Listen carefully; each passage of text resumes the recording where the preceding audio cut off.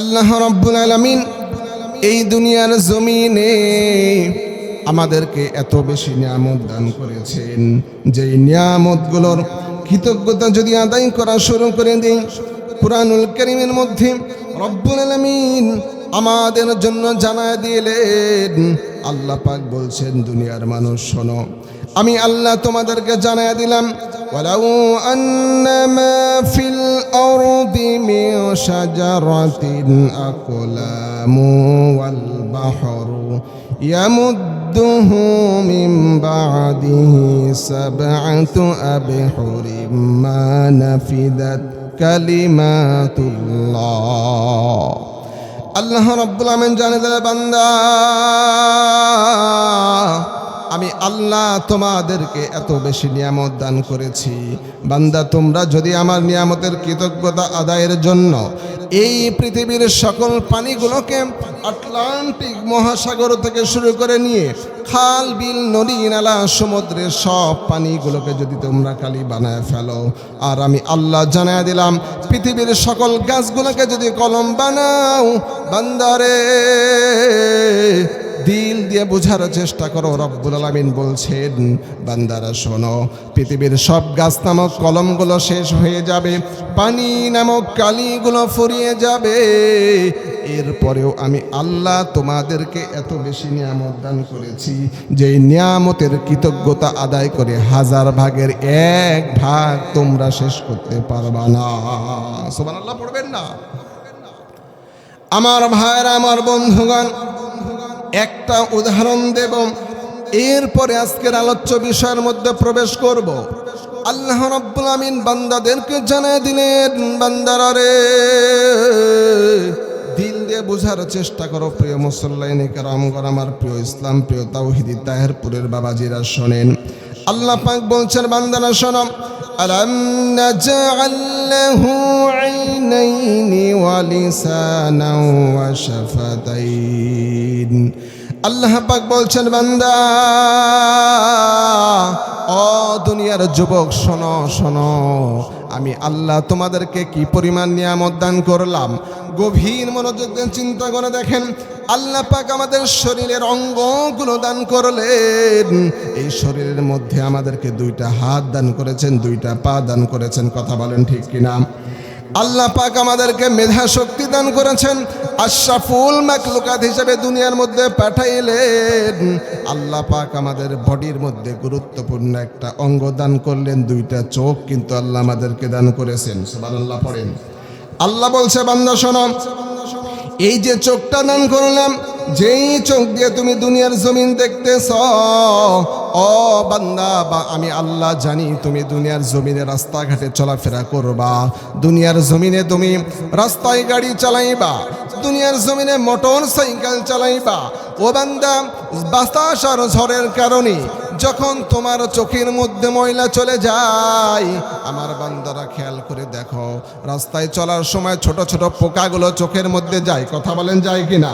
আল্লাহ বলছেন, বান্দা শোনো, ওই যে তোমার চোখের মধ্যকার ময়লাগুলো চোখের মধ্যে প্রবেশ করে, যেই ছোট ছোট পোকা, ওই পোকা আর ধুলাবালি ময়লাগুলো আমি আল্লাহ পরিষ্কার করার জন্য তোমার চোখের মধ্যে কেমন নিয়ামত দিয়েছি তুমি জানো নাকি? আল্লাহ বলছেন, বান্দা শোনো, তোমার চোখের মধ্যে আমি আল্লাহর পক্ষ থেকে এক জাতীয় রিজার্ভ পানি দান করলাম। ওই রিজার্ভ পানিগুলো, বান্দা কি কাজ তুমি জানো নাকি?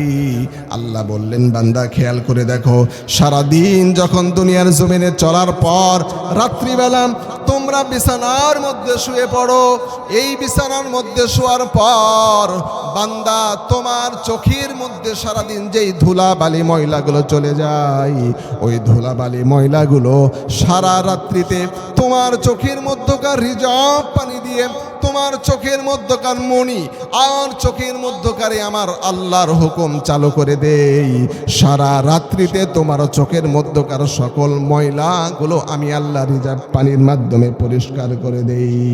সুবহানাল্লাহ পড়বেন না?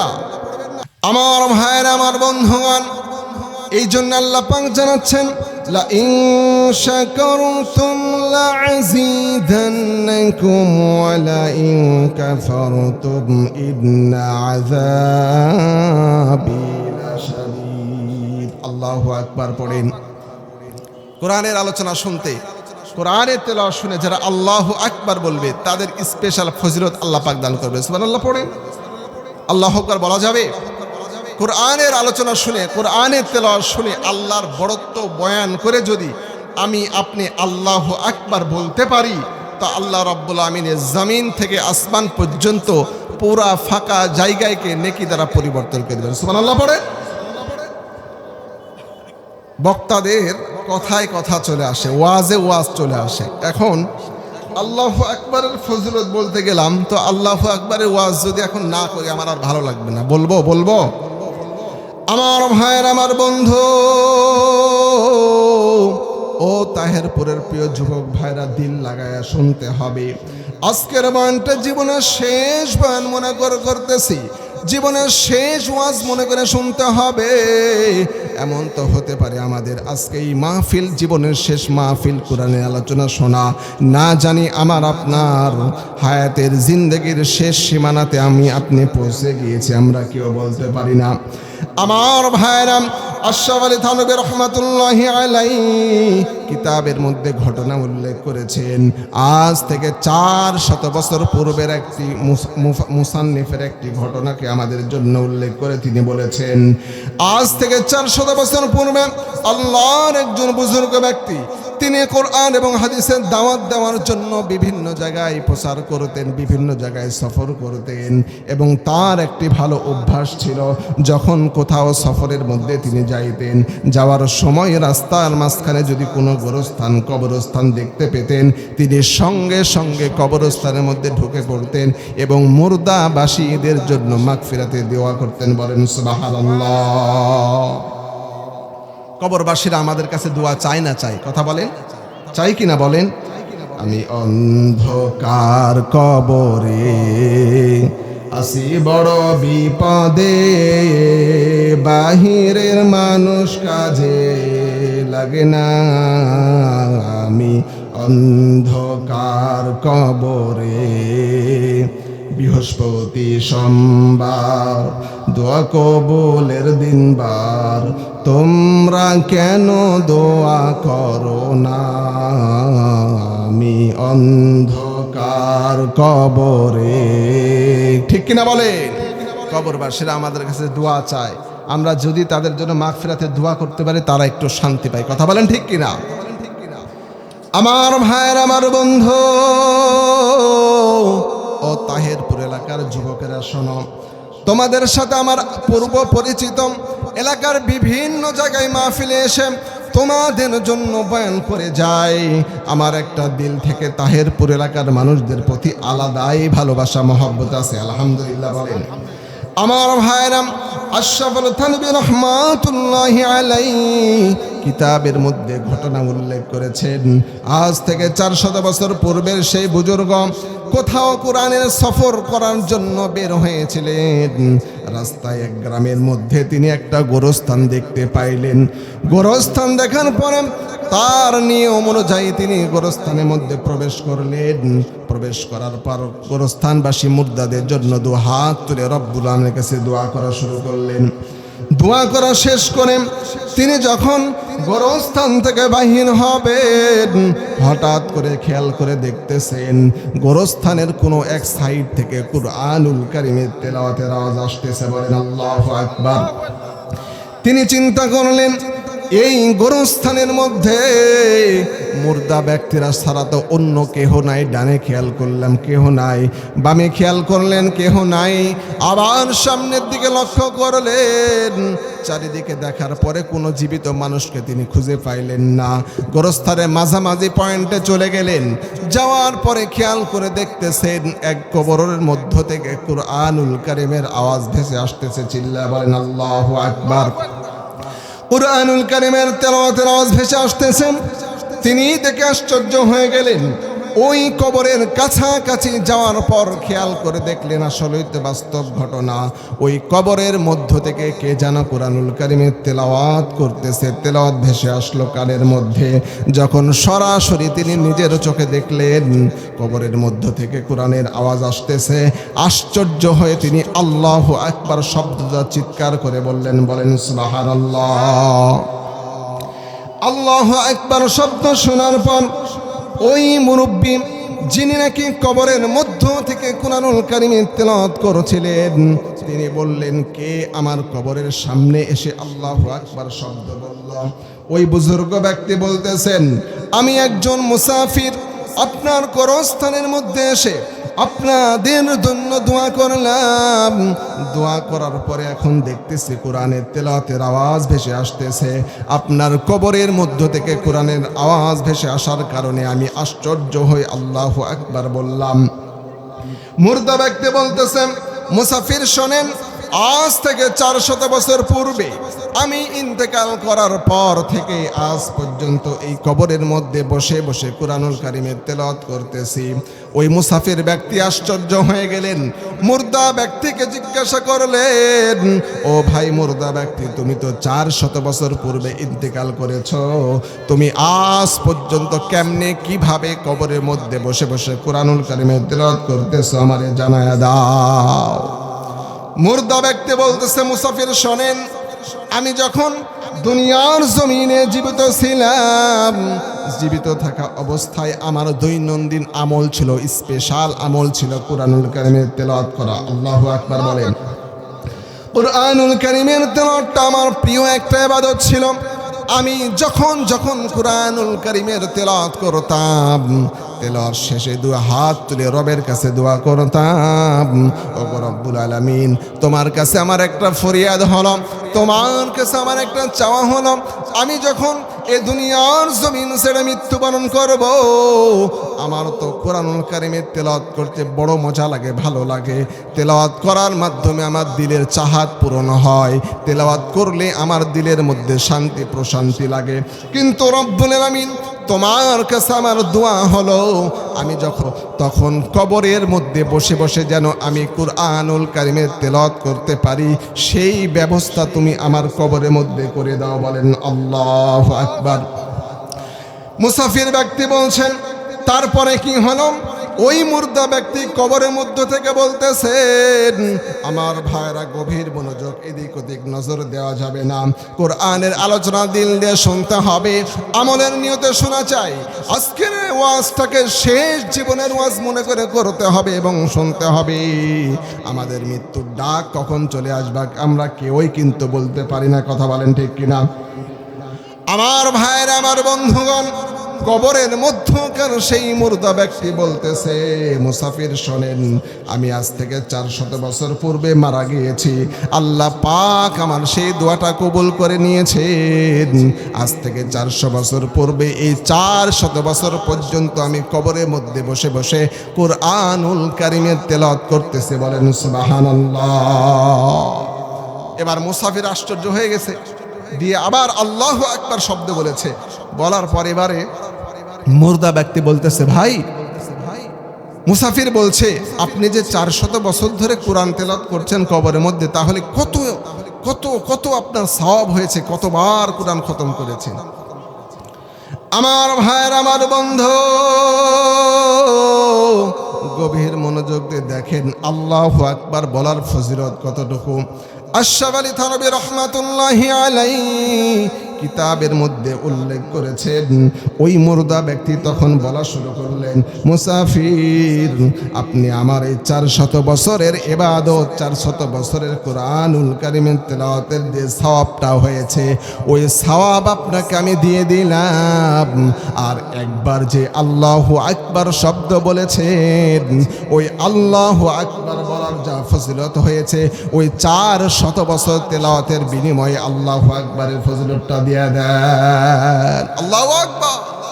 আমার ভাইরা, আল্লাহু আকবার জীবিত অবস্থায় বললে এত সওয়াব হয়, 400 বছর যাবত মৃত ব্যক্তির কুরআনুল কারীমের তেলাওয়াতের সেই পরিমাণে সওয়াব হয় না। আল্লাহু আকবার। এই জন্য কোরআনের তেলাওয়াত শুনে, কোরআনের মাহফিলে আল্লাহর বড়ত্ব বয়ান করে আল্লাহর তাকবীর বলা, আল্লাহর বড়ত্ব বয়ান করা, যেই ফজিলত, এই ফজিলত 400 কেন হাজার হাজার বছর মৌতের পরে ইবাদত করলেও সেটার পূরণ হবে না। কথা বলেন ঠিক কিনা? আমার প্রিয় ভাইরা, আপনাদের সামনে আমি সূরা আরাফ 8 নম্বর সূরার 34 নম্বর আয়াতে কারিমা তেলাওয়াত করেছি। আল্লাহ পাক যদি আমাকে তৌফিক দান করেন, অল্প সময়ে এই আয়াতের উপরে কিছু কথা বলার চেষ্টা করব। ওমা তৌফিকি ইল্লা বিল্লাহ ওয়া ইলাইহি উনিব। সকলে বলছি আল্লাহুম্মা আমিন। আমার ভাইরা, আল্লাহ পাক এই আয়াতের মধ্যে বলছেন ওয়ালিকুল্লি উম্মাতিন আজাল। পৃথিবীর মানুষ, তোমরা যারা দুনিয়ার জমিনে আছো, যেই জাতিই হোক না করো, প্রত্যেকের জন্য আল্লাহ পাকের পক্ষ থেকে ফাইদা যা, অবশ্যই আসবে মৃত্যু। সেই আজাল মৃত্যুটা আমাদেরকে গ্রহণ করতে হবে এবং এই মৃত্যুটা লা ইস্তাখিরুন, 1 সেকেন্ডও কোনো দেরি হবে না, সাআতান ওয়ালা ইয়াকদিমুন, এবং না 1 সেকেন্ড আগেও হবে না। আল্লাহ পাক নির্ধারিত যে সময় আমার আপনার জন্য করেছেন, সেই সময়ই আমাদের মৃত্যু হবে। ঠিক না বলেন? আমার ভাইয়েরা, আমার বন্ধু, আল্লাহ রাব্বুল আলামিন এই দুনিয়ার জমিনের মানুষদেরকে সতর্ক করে বলছেন ওয়ালিকুল্লি উম্মাতিন আজাল ফাইযা জাআ আজালুহুম লা ইস্তাখিরুনা সাআতান ওয়ালা ইস্তাকদিমুন। আল্লাহু আকবার। আল্লাহ রাব্বুল আলামিন বলছেন, বান্দা শোনো, তোমাদেরকে মৃত্যুর স্বাদ গ্রহণ করতে হবে। এই মৃত্যুটার জন্য বান্দা তোমাদেরকে প্রস্তুত থাকতে হবে। তোমাদের 1 সেকেন্ড আগেও মৃত্যু হবে না। আবার তুমি মনে করবা আমার লক্ষ কোটি টাকা আছে, আমার বড় বড় গাড়ি আছে, ঢাকা শহরের বিভিন্ন এলাকায় আমার বিল্ডিং আছে, এলাকার মধ্যে আমার সবচাইতে বেশি জমি জমা, এলাকার মধ্যে গণ্যমান্য আমি একজন ব্যক্তিত্ব। বান্দারে শোনো, তোমার যাই কিছু থাকুক না কেন বান্দা, আমি আল্লাহর কাছে তোমাকে ধরা দিতেই হবে, মৃত্যুর স্বাদ গ্রহণ করতেই হবে। 1 সেকেন্ড আগেও তোমার মৃত্যু হবে না। আবার টাকার বিনিময়ে, সম্পদের বিনিময়ে, ক্ষমতার বিনিময়ে, সব কিছুর বিনিময়ে 1 সেকেন্ডও তোমার জন্য মৃত্যুতে দেরি করতে পারবা না। বান্দা, তুমি মৃত্যুকে কখনোই ঠেকাতে পারবা না। এই জন্য সদা সর্বদা বান্দা তুমি মৃত্যুর জন্য প্রস্তুত হয়ে যাও। ঠিক কিনা বলে? আমার ভাইয়েরা, আমার বন্ধুগণ, আজরাইল আলাইহিস সালাম মৃত্যুর জন্য অল টাইম রেডি আছেন। আমার আল্লাহ রাব্বুল আলামিন যখন যার নাম আজরাইলের কাছে দিয়ে দিবেন, তখন কিন্তু আমার আপনার মৃত্যু হয়ে যাবে। আমরা ঠেকাইতে পারবো না, কোনোভাবেই ঠেকানো সম্ভব নয়। এই যে বছর রমজানের ঈদে, ঈদ উল ফিতরের আগে এবং পরে মিলে বাংলার জমিনে কত যুবকগুলো মৃত্যুবরণ করলো। ওই যুবকটা যাকে দেখেছিলাম লঞ্চের মধ্যে ওঠার সময় আরেক লঞ্চের সাথে চাপা লেগে মৃত্যুবরণ করেছে, দেখেছেন না নাই বলেন? অনেকে আমরা দেখেছি ওই যুবকটার নিচের অংশগুলো থেতলে গেছে, কিছুই নাই, কিন্তু তার জীবনটাও কিন্তু ওই সময় চলে যায় নাই। পকেটের মধ্যে টাকা ছিল, বুকের মধ্যে আশা ছিল, মনের মধ্যে কত কল্পনা ছিল। ও যুবক, তাহেরপুরের বাপজানেরা একটা দিল দিয়ে বুঝার চেষ্টা করেন। যুব সমাজ, তোমরা খেয়াল করে শোনো, আল্লাহ পাক আমাদের হায়াত কতটুকু রেখেছেন আমরা কেউই জানি না। ওই যুবকটা কত স্বপ্ন নিয়ে বা চাকরি থেকে স্যালারি নিয়েছিল, বোনাস নিয়েছিল, পকেটের মধ্যে পকেট ভর্তি টাকা নিয়ে বাসায় যাওয়ার জন্য লঞ্চে উঠেছিল, উঠার জন্য চেষ্টা করতেছিল, কিন্তু সে নিজেও জানতো না ওই লঞ্চের মধ্যে তার হায়াতের সময় ফুরিয়ে যাবে। ঠিক কিনা বলে? আমার ভাইয়েরা, আমার বন্ধুগণ, গভীর মনোযোগ, কেউ এদিক ওদিক তাকাবেন না, দিল দিয়ে বুঝার চেষ্টা করেন। আজকে যদি এই মাহফিলে আমরা আসতে পেরেছি, এই যে আমরা বিভিন্ন জায়গায় সফর করি, ওয়াজ করার সুবাদে বিভিন্ন জায়গায় যাই, বাসা থেকে যখন সন্তান এবং স্ত্রীর কাছে বিদায় নেই, দিলের মধ্যে একটা চিন্তা বারবার হয়, আমার সন্তানের এত সুন্দর চেহারা, তার চেহারার মধ্যে আমার দিলের মধ্যে মায়া জমে আছে। বাসা থেকে যখন বের হই, সন্তান বের হতে দেয় না, কান্নাকাটি করে, কত ভালোবাসার মোহাব্বত, কথা বলেন ঠিক কিনা?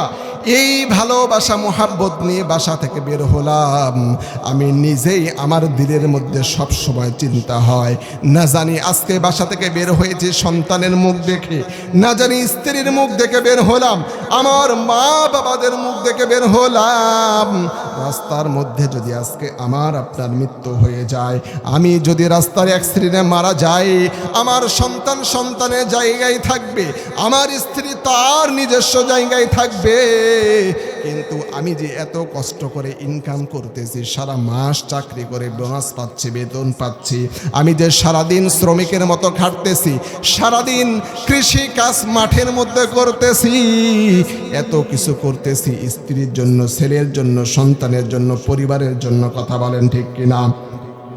এই পরিবার তো আমি মৃত্যুর পরে এক সেকেন্ড তো আমাকে বাড়ির মধ্যে রাখবে না, আমার ইনকাম করা ব্যাংকের মধ্যে সেই 10 লক্ষ টাকা মৃত্যুর পরে আমার কোনো কাজে আসবে না। আমার প্রিয় ভাইরা, আল্লাহ রব্বুল আলামিন যেই জিন্দেগি দিয়ে আমাদেরকে পাঠাইলেন, এই সামান্য ছোট্ট সময়টাকে যদি আমরা পরকালীন জন্য কাজে লাগাতে পারি, আল্লাহ পাক আমাদেরকে ইবাদত করার জন্য সৃষ্টি করেছেন। আল্লাহ বলছেন, বান্দা শোনো, ওমা খালাকতুল জিন্না ওয়াল ইনসা ইল্লা লিয়াবুদুন। আল্লাহু আকবার। আল্লাহ পাক বললেন, বান্দা শোনো, তোমারে আমি ইবাদত করার জন্য সৃষ্টি করলাম, কিন্তু আমার ভাইরা, দুনিয়ার জমিনে মানুষগুলো দুনিয়াতে আসার পর তাম্বিক তাম্পূর্ণ জীবন যাপন করে, দুনিয়ার মানুষেরা দুনিয়ার মোহে পড়ে, দুনিয়ার লোভ লালসার ভালোবাসার মধ্যে পড়ে যায়, ভালোবাসার মধ্যে পড়ে আল্লাহকে ভুলে গিয়ে, ইবাদতকে ভুলে গিয়ে, মৃত্যুর স্মরণটাকে ভুলে গিয়ে দুনিয়ার মানুষ ছুটতেছে দুনিয়ার পিছনে, কথা বলেন ঠিক কিনা? ওই যুবক কখনোই জানতো না লঞ্চের মধ্যে তার মৃত্যু হবে, জানতো না, কি কথা বলেন? ঈদের পরের ঘটনা আপনারা সবাই জানেন, লঞ্চের উপর থেকে বাস পানির মধ্যে ডুবে গেল। আমি ভিডিওটা দেখে কলিজা ছিঁড়ে যায়, কলিজার মধ্যে কিন্তু আঘাত লেগে যায়। ছোট মাসুম বাচ্চা, 3 বছরের বাচ্চা, 2 বছরের বাচ্চা, 6 মাসের বাচ্চা, আবার 8, 9, 10, 12 বছরের বাচ্চাগুলো হাত এইভাবে দিয়ে মৃত্যুবরণ করে শুয়ে আছে। আপনারা দেখেছেন না? এই ফেসবুকে দেখেছেন না? ভিডিওতে দেখেছেন না? কি কষ্ট লেগেছে, চিন্তা করা যায়। ছোট বাচ্চা, কত স্বপ্ন আশা ছিল, এইভাবে হাত করে মারা যায় আছে, চেহারা দেখে কলিজাতে মোচড় দিচ্ছে। আমার ভাইয়ারা, মৃত্যু আল্লাহ পাক দেবেন, কার কখন কিভাবে কোথায় মৃত্যু হবে আমরা বলতে পারবো? কথা বলে বলতে পারবো। মৃত্যুর জন্য প্রস্তুত থাকতে হবে। আমার ভাইয়ারা, আমার বন্ধুগণ, গভীর মনোযোগ। আমার প্রিয় যুবক ভাইরা, তোমাদেরকে বলতে চাই, আজকে তোমরা স্বপ্ন দেখতেছো বিসিএস ক্যাডার হবা, কেউ বা স্বপ্ন দেখতেছে ডাক্তার হবে, আবার কোনো অভিভাবক স্বপ্ন দেখতেছে আমার সন্তানকে সরকারি চাকরি করাবো। আমাদের যুবক ভাইরা প্রাইভেট করতেছে, কোচিং করছে, কত সুন্দরভাবে রাত জেগে পড়াশোনা করতেছে, একমাত্র উদ্দেশ্য হলো জীবনটাকে সফল বানানো। কিন্তু আমি আপনি কেউ জানি না আমার জীবন সফল হবে না আমার জীবন বিফল হবে। আল্লাহ পাক আমার মৃত্যু কবে রেখেছে আমি আপনি কিন্তু কেউই জানি না, কথা বলেন ঠিক কিনা? আমাদের মৃত্যু কখন হবে কারো কিন্তু জানা নাই। আমার ভাইয়েরা, গভীর মনোযোগ। হযরতে আল্লাহ রব্বুল আলামিন আজরাইলকে জিজ্ঞাসা করলেন, ও আজরাইল, তোমার কাছে আমার একটা প্রশ্ন হলো। আল্লাহ পাক প্রশ্ন করতেছেন, আজরাইল রে, তুমি দুনিয়ার মানুষদের জান কবজ করো, জান কবজ করার সময় কোন জান কবজ করতে তোমার কষ্ট হয়েছে আমি তোমার কাছে জানতে চাই। আজরাইল বলতেছে, রব্বুল আলামিন, এই দুনিয়ার জমিনে আমি যতগুলো জান কবজ করলাম, সব জানগুলোর মধ্যে 2টা জান কবজ করার সময় আমার বড় কষ্ট লেগেছে। শুনবেন না শুনবেন? থাকবেন তো ইনশাআল্লাহ? আজরাইল বলতেছে, রব্বুল আলামিন, 2টা জান কবজ করতে আমার বড় কষ্ট লেগেছে। আল্লাহ পাক বললেন, আজরাইল বলো বলো কোন দুইটা জান কবজ করার সময় তোমার কষ্ট লেগেছে আমি জানতে চাই। রব্বুল আমিনকে আজরাইল শোনায়া দিলেন, রব্বুল আমিন প্রথম ওই দিন আমার বড় কষ্ট লেগেছিল, খারাপ লেগেছিল। গভীর সমুদ্রের মধ্যে জাহাজ বৃষ্টির কারণে, ঝড়ের কারণে ডুবে যায়। ওই জাহাজের মধ্যে, ওই লঞ্চের মধ্যে একজন মা গর্ভ অবস্থায় ছিলেন। সময় মতো তার ওই জাহাজে ডেলিভারি হয়ে যায়। ডেলিভারি হয়ে যাওয়ার পর ওই মা তার নব শিশু সন্তানকে রেখে বসে আছেন। এমন সময় আপনার হুকুম হলো ওই মায়ের জান কবজ করতে হবে। আমি তোমার হুকুম পালন করার জন্য ওই মহিলার কাছে চলে গেলাম। ও গো রব্বুল আলামিন, মহিলার কাছে যাওয়ার পরে দেখলাম ছোট নিষ্পাপ ছোট্ট মাসুম একটা সন্তান কেবলই নাকি সে জন্মগ্রহণ করে দুনিয়ার জমিনে এসেছে। ওই সময় তোমার হুকুম ছিল, ও গো রব্বুল আলামিন, আমি যখন ওই মায়ের জানটা কবজ করলাম, ওই ছোট্ট বাচ্চার জন্য বড় মায়া লাগতেছিল। এখন মা বিহীনে ছোট মাসুম বাচ্চাটা এই সমুদ্রের মধ্যে কেমনে বেঁচে থাকবে, কেমনে তার ফয়সালা হবে, এই জন্য কষ্ট লেগেছিল। আল্লাহু আকবার বললেন না? আমার ভাইয়ের, আমার বন্ধুগণ, আজরাইল বলতেছে, ও গো রব্বুল আলামিন, ওই ছোট মাসুম বাচ্চাটা পানির মধ্যে ভেসেছিল, আমি দেখে বড় কষ্ট লেগেছিল। আজরাইলকে আল্লাহ পাক জিজ্ঞাসা করলেন, আজরাইল দ্বিতীয় কোন ব্যক্তির মৃত্যুর সময় তোমার কষ্ট লেগেছিল জানতে চাই। আল্লাহ পাককে আজরাইল বললেন, রব্বুল আলামিন, তুমি দুনিয়ার জমিনে একজন জালেম বাদশা ছিল, বাদশা সাদ্দাত। এই সাদ্দাত বাদশা তোমার সাথে অহংকার করে দুনিয়ার জমিনে জান্নাত বানাইছিল। শুনেছেন নাকি? কথা বলেন। দুনিয়ার জমিনে সাদ্দাত আল্লাহর সাথে চ্যালেঞ্জ করে, আল্লাহর নবীর সাথে চ্যালেঞ্জ করেছিল। চ্যালেঞ্জ করার পর সে দুনিয়ার জমিনে জান্নাত বানাইছিল। জান্নাত বানানোর পরে দীর্ঘদিনের পরিশ্রমে জান্নাত বানানো শেষ হয়ে যাওয়ার পর যেদিন জান্নাতটা উদ্বোধন করবেন, এলাকার মধ্যে প্রচার করা হলো, আজকে সাদ্দাত বাদশার জান্নাতটাকে উদ্বোধন করা হবে। এলাকার সবাই সেজে গুজে সাদ্দাতের জান্নাতের সামনে সবাইকে উপস্থিত হওয়ার জন্য বলা হলো। এবার যখন বাদশা সাদ্দাত তার জান্নাতের মধ্যে প্রবেশ করবে, সাওয়ারের উপরে উঠে, ঘোড়ার উপরে উঠে যখন বাদশা জান্নাতের গেটের মধ্যে পৌঁছায় গেল, জান্নাতের গেটের মধ্যে পৌঁছানোর পর এক পা ঘোড়া থেকে নামিয়েছে, জান্নাতের গেটের মধ্যে এক পা দিয়েছে, আরেক পা এখন পর্যন্ত জান্নাতের বাহিরে দণ্ডায়মান অবস্থায় আছে। ওই সময় আল্লাহ, তুমি আমারে হুকুম দিলা, তুমি আমাকে নির্দেশ দিয়ে দিলা, যা আজরাইল ওই যে বাদশা সাদ্দাত তার জান্নাতের মধ্যে প্রবেশ করবে, এক পা জান্নাতের গেটের মধ্যে দিয়েছে, আরেক পা তার বানানো জান্নাতের বাহিরে আছে। এই মুহূর্তে তুই তার জান কবজ করে নে। বলেন আল্লাহু আকবার। বাদশা সাদ্দাত জান্নাতের মধ্যে প্রবেশ করবে। এই সময় আল্লাহ পাক আজরাইলকে হুকুম দিলেন, তুমি যাও এক্ষুনি সাদ্দাতের জান কবজ করো। আজরাইল বলছে, আল্লাহ আমার তখন বড় খারাপ লেগেছিল, এই যে দীর্ঘদিন জোরে সে শখ করে জান্নাত বানাইছে, জান্নাতের ভিতরে এক সেকেন্ডের জন্য যাওয়ার মতো সুযোগ হয়নি। কথা বলেন ঠিক কিনা? এক সেকেন্ডের জন্য যাওয়ার সুযোগ হয়নি। আল্লাহ এই দুইটা জান কবজ করতে আমার বড় মায়া লেগেছে। আমার ভাইয়েরা, রব্বুল আমিন জানায় দিলেন, আজরাইল রে, তুমি তো দুই চোখে যা দেখো তাই জানো, ভিতরের কোনো খবর তোমার জানা নাই।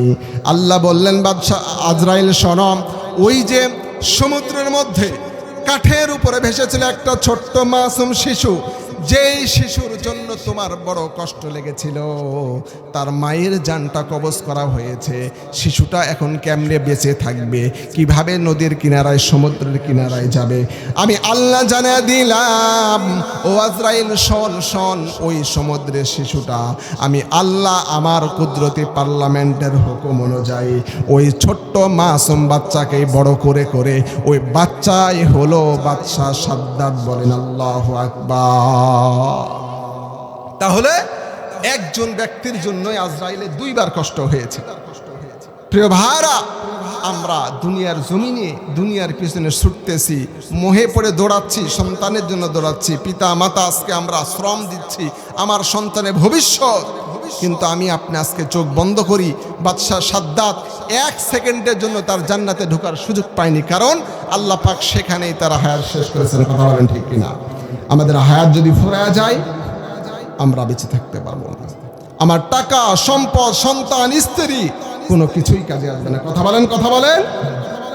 আমার ভাইয়ের, আমার বন্ধুগণ, এটা গেল বাদশাহ সাদ্দাত। আল্লাহর নবীগণ দুনিয়ার জমিনে যারা ছিলেন, আয়াতের তাফসীর থেকে বলতেছি, দুনিয়ার জমিনে যার যেখানে যেভাবে মৃত্যু লেখা আছে, 1 সেকেন্ডেও আগে হবে না, 1 সেকেন্ডও পরে মৃত্যু হবে না। নির্ধারিত সময়, নির্ধারিত জায়গার মধ্যে মৃত্যুবরণ করতে হবে। কথা বলেন ঠিক কিনা? আমার ভাইয়ের, আমার বন্ধু, আল্লাহ রাব্বুল আমিনের পয়গাম্বর নবী ছিলেন ইদ্রিস আলাইহিস সালাতু ওয়াস সালাম। নাম শুনেছেন? নাম শুনেছেন? কথা বলেন, কথা বলেন। ইদ্রিস আলাইহিস সালাতু ওয়াস সালাম আল্লাহর একজন নবী ছিলেন। আল্লাহ নবীকে আল্লাহ রাব্বুল আমিন অফার দিলেন। জিবরাইল আমিন এসে বলতেছে, হে আল্লাহর নবী, আল্লাহ পাক তো আজকে আপনাকে একটা অফার দিয়েছেন। আল্লাহু আকবার। জিবরাইল আমিন বলাতে ইদ্রিস নবী বলতেছেন, আল্লাহ আমাকে অফার দিয়েছেন। কি অফার দিয়েছেন বলেন? আমার ভাইয়ের, আমার বন্ধুগণ, হযরত জিবরাইল ইদ্রিস নবী আলাইহিস সালাম তাকে শোনায়া দিলেন, আল্লাহ পাক যে অফার দিয়েছেন, আজকে থেকে আপনি এতদিন পর্যন্ত একটা আমল করেছেন, আল্লাহ কিন্তু আপনাকে একটা আমলের বিনিময়ে একটাই সওয়াব দান করেছেন। কিন্তু আল্লাহ আজ থেকে আপনাকে একটা অফার দান করলেন, আজ থেকে যদি আপনি একটা আমল করেন, আল্লাহ পাক একটা আমলের বিনিময়ে আপনাকে 2টা সওয়াব দান করবেন। বলেন সুবহানাল্লাহ। ইদ্রিস আলাইহিস সালাতু ওয়াস সালাম এই অফারটা শুনে আনন্দিত হয়ে গেলেন, খুশি হয়ে গেলেন। খুশি হয়ে জিবরাইল আমিন আলাইহিস সালামকে জিজ্ঞাসা করলেন, ও জিবরাইল, আল্লাহ পাক যেহেতু আমাকে অফার দান করেছেন, এই অফারটাকে তো আমাকে কাজে লাগাতে হবে। অফার কাজে লাগানোর জন্য আমার একটা ব্যাপার জানা চাই। কি জানা চাই? আল্লাহর নবী বলে দেন, জিবরাইলকে জানা দেয়া হলো, ও জিবরাইল, তুমি আল্লাহর কাছে একটু জেনে নাও, আমি ইদ্রিস নবী এই দুনিয়ার জমিনে আর কয়দিন হায়াত পাবো। যেহেতু আল্লাহ পাক আমাকে অফার দান করেছেন, এই অফারটাকে কাজে লাগানোর জন্য আজ থেকে যেন আমি বেশি পরিমাণে ইবাদত বন্দেগী করতে পারি, এই জন্য আমার হায়াতের সীমানাটা আমি একটু জানতে চাই। বলেন আল্লাহু আকবার। আমার ভাইরা, ইদ্রিস নবী একটা আমল করলে 2টা সওয়াব দেওয়া হবে, এটাতে খুশি হয়েছেন। আর আল্লাহ পাক আমাদেরকে একটা নেক আমল করলে কয়টা সওয়াব দান করেন জানেন? কথা বলেন, জানেন না কেউ? আমার ভাইয়ের, আমার বন্ধু, আল্লাহ পাক আমাদেরকে জানিয়ে দিয়েছেন, মান জাআ বিল হাসানাতি ফালাহু আশরা আমসালিহা। আল্লাহু আকবার। আল্লাহ পাক বললেন, বান্দারা শোনো, আমি আল্লাহ রাব্বুল আলামিন তোমাদেরকে একটা সুযোগ দান করেছি। বান্দা, তোমরা আমার নবীর উম্মত হওয়ার জন্য, আমার শেষ নবী, আমার পেয়ারা হাবিব, আমার রাসূলের উম্মত হওয়ার জন্য দুনিয়ার জমিনে যদি তোমরা একটা ইবাদত করো, একটা নেক কাজ করো, একটা আমলে সলেহা করো, আমি আল্লাহর পক্ষ থেকে তোমাদেরকে 10টা সওয়াব দান করব। বলেন সুবহানাল্লাহ। আমার ভাইয়েরা, আমার বন্ধুগণ, আল্লাহ পাক আমাদেরকে 5 ওয়াক্ত নামাজ দান করলেন। এই 5 ওয়াক্ত নামাজ কিন্তু 5 ওয়াক্ত নামাজ আসে নাই। কথা বলেন ঠিক কিনা? 5 ওয়াক্ত নামাজ কিন্তু সরাসরি 5 ওয়াক্ত হয় নাই। আল্লাহ পাক আমাদেরকে 50 ওয়াক্ত নামাজ দান করেছিলেন। ওই 50 ওয়াক্ত নামাজ থেকে কমাতে কমাতে আল্লাহ পাক 9 বারে কমায়া 5 ওয়াক্ত দান করেছেন। বলেন সুবহানাল্লাহ। কিন্তু আল্লাহ পাক জানালা দিলেন, হাবিব শোনেন, আপনার উম্মতেরা যদি এই 5 ওয়াক্ত নামাজ যথা সময়ে সঠিকভাবে আদায় করতে পারে, আমি আল্লাহ কথা দিলাম যেই 50 ওয়াক্ত নামাজ আপনাকে দান করেছিলাম, এই 5 ওয়াক্ত নামাজকে 10 দিয়ে গুণ করে 50 ওয়াক্ত নামাজের ওই সওয়াব আপনার উম্মতদেরকে দান করে দেব। বলেন সুবহানাল্লাহ। কত সুন্দর অফার আল্লাহ আমাদেরকে দান করেছে, কথা বলেন। দেখেন যুবকেরা আছো, আল্লাহ পাক আমাদেরকে কত সুযোগ দেওয়ার পরে আমরা কাজে লাগাই না। মুরব্বীরা বাপজানেরা শোনেন, দেখেন আমরা ফেসবুক চালাই, মেসেঞ্জার চালাই, হোয়াটসঅ্যাপ চালাই, আমরা ভাইভার চালাই, ইমো চালাই, এই যে ফোন চালাই, ফোনের মধ্যে দেখেন সারা দিনে কতগুলো মেসেজ আসে, কত মেসেজ আসে। গার্লফ্রেন্ড মেসেজ দেয়, এরপরে বয়ফ্রেন্ড মেসেজ দেয়, আমাদের প্রিয় অনেক পরিচিত ব্যক্তিরা মেসেজ দেয়। প্রত্যেকেরই মেসেজগুলোর আমরা ফিডব্যাক দেই, অ্যান্সার দেই, কমেন্টস করে, কমেন্টসগুলোর অ্যান্সার দেই। কথা বলেন ঠিক কিনা?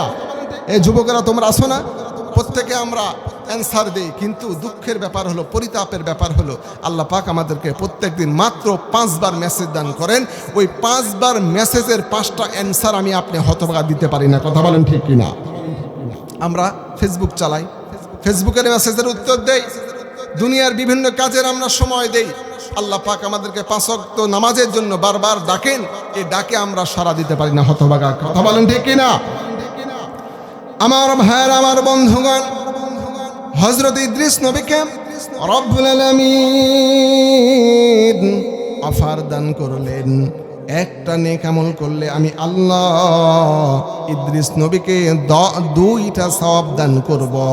ইদ্রিস নবী জিব্রাইলকে জানায় দিলেন, জিব্রাইল আমাকে আল্লাহ পাক যেহেতু অফার দান করেছেন, এই অফারটাকে আমি কাজে লাগাতে চাই।